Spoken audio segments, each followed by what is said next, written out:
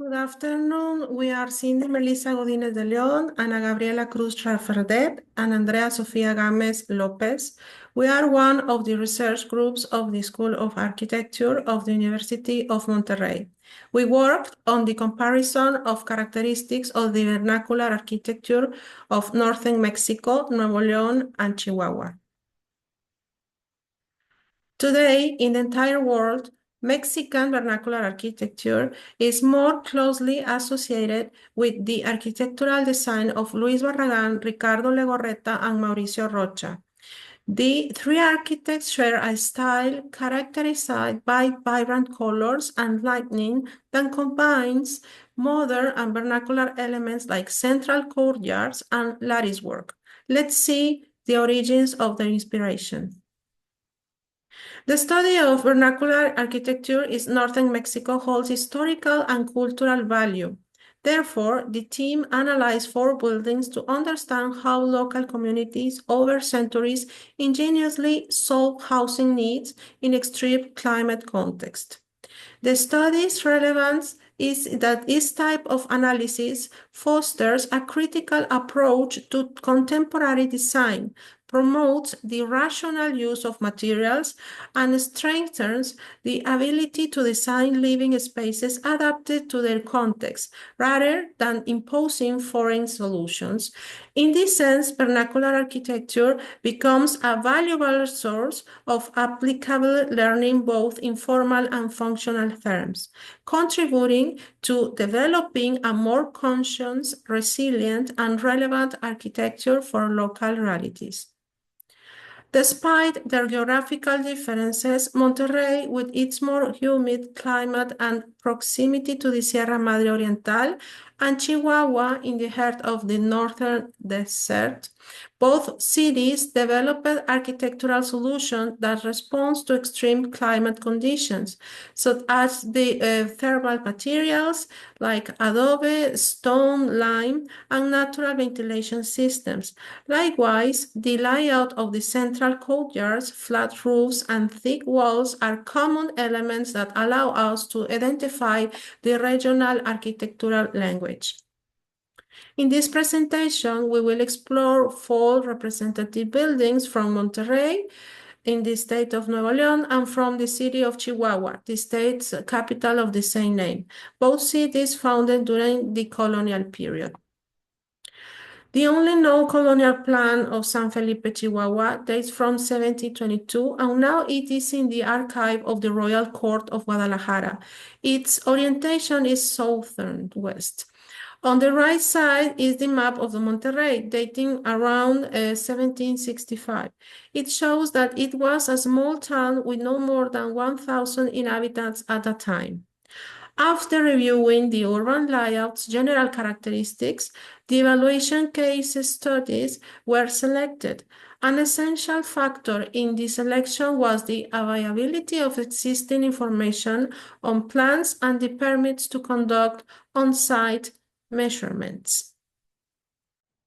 To compile the results of the research, which is a qualitative study, 4 study cases were investigated and visited, 2 in Chihuahua and 2 in Nuevo León. In Chihuahua, Casa de Juárez and Casa Camargo, and in Nuevo León, Casa del Campesino and Hacienda Verona.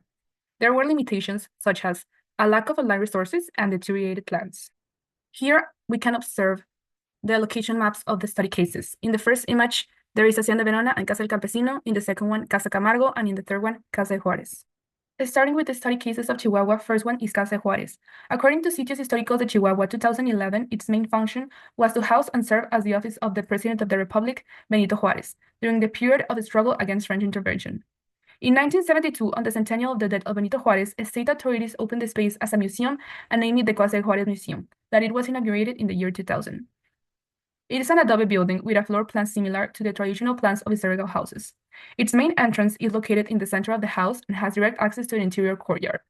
The rectangular courtyard features a roof perimeter walkway delimited by lintel arches, whose round shafted columns with Honix-style capitals are made of quarry stone. The second study case of Chihuahua is Casa Camargo. According to Presidencia Camargo, 2009, the building was originally constructed as a residence and is now a cultural museum. The house includes several interconnected rooms that create a continuous circuit, enabling a professional museographic experience. It has several distinct areas like historical and art exhibition rooms, a local craft store, and a multi-purpose space for workshops and more. It is an adobe building with unexposed square columns. It has no interior courtyards, and its doors and windows are made of wood and steel protection. Moving on to the case studies in Nuevo León, first of all, we have Casa del Campesino, which has a history that dates back to the 18th century.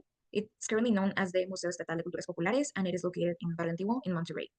Originally, the property belonged to miner Santiago Barrera. However, its current form was given by Governor Ignacio Ucel, who got the property transferred to him, and the house was built between 1764 and 1769. After his death, records were made of the house, and it had a 25-room residence with lime and stone walls and over 800 wooden roof planks made up of pine wood and mesquite wood, colorful clay battlements, and 3 interior courtyards. In 1856, a girls' school was opened there, managed by the Sisters of Charity, and after that, the school changed names and roles over the years, becoming Colegio San Jose and later on Colegio Mexicano during a time of religious conflict in the country. During the Cardenist era, the building shifted once again, and it was handed over to agricultural organizations, and it came to be known as Casa del Campesino. In its architectural features, the Casa del Campesino maintains a rhythmic facade evident in its placements of windows and substructions. It features stone-finished baseboards, thick walls, arches, and both interior and exterior lime and sandplaster finishes. Now moving on to Hacienda Verona, it is located in Barrio Antiguo as well, in a corner of the street General Mariano Abasolo and Diego Montemayor. This building was built in the 20th century, and it showcases a predominantly Art Deco style. However, it also integrates vernacular elements typical of Nuevo León, particularly in its layouts and materials, and as well as certain elements in its facade, such as the rhythm followed with both the doors and windows.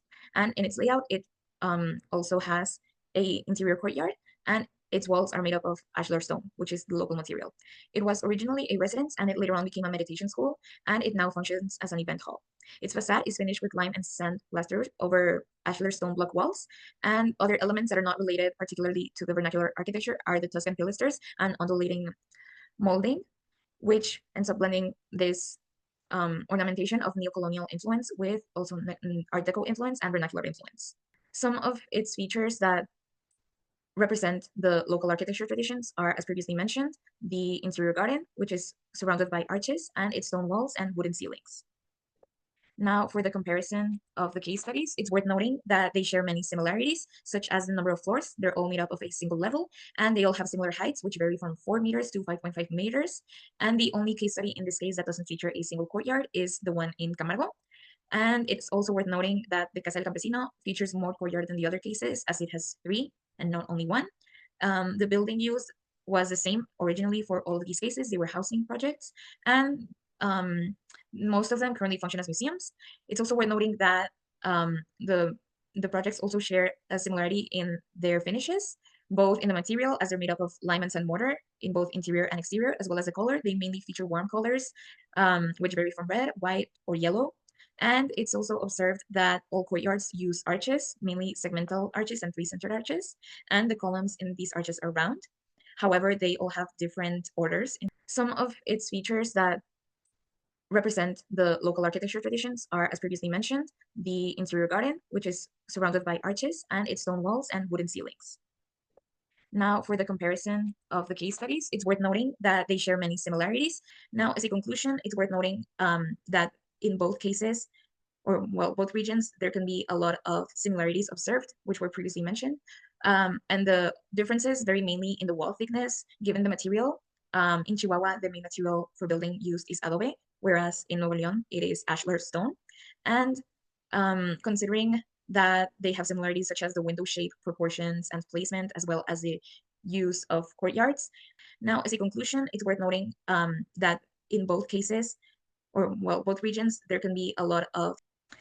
It's worth mentioning that these are elements that have been lost as architecture has evolved. Housing doesn't really feature interior courtyards anymore, which is a passive strategy to regulate the interior temperature and the comfort of the user.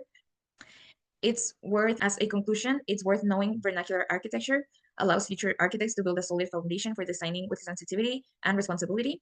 It is essential to understand architecture not as an isolated product, but as a comprehensive response to the environment, available resources, and social dynamics, which is why we urge architects to look back at the techniques used in vernacular architecture and adapting said techniques to new projects so that it can adapt properly to the site.